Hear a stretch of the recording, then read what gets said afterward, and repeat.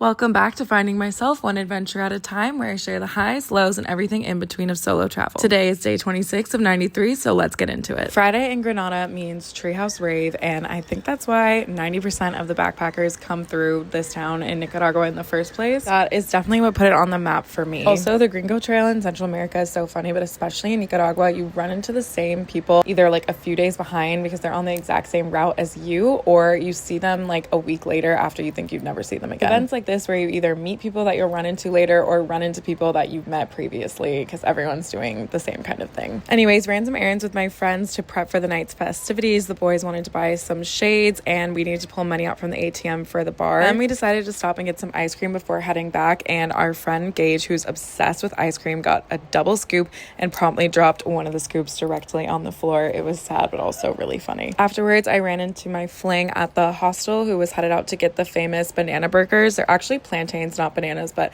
anyways, I decided to go with him and it was delicious. After getting ready with the girlies from the hostel, we walked over to Boca and Boca, which is where I was supposed to stay, and that is where the pregame is and the buses pick you up for the Treehouse Rave because transportation is included in the ticket. Definitely a way calmer bus than what I was experiencing in Leon, but once they dropped us off, we had to hike up to where the rave was, and it was no joke. The whole way up, I was not only thinking about how exhausting it was to get up there, but about how a bunch of drunk people were going to safely navigate their way down the stairs at the end of the night, including me. The treehouse was a vibe. There was like a whole hanging out area where they had food and drinks. There was 2 different stages. There was this cool kind of like bridge canopy situation that you could walk on. Everyone was dancing, talking, having a good time. The music is techno. Definitely a unique experience that I recommend adding to your itinerary if you're in the area.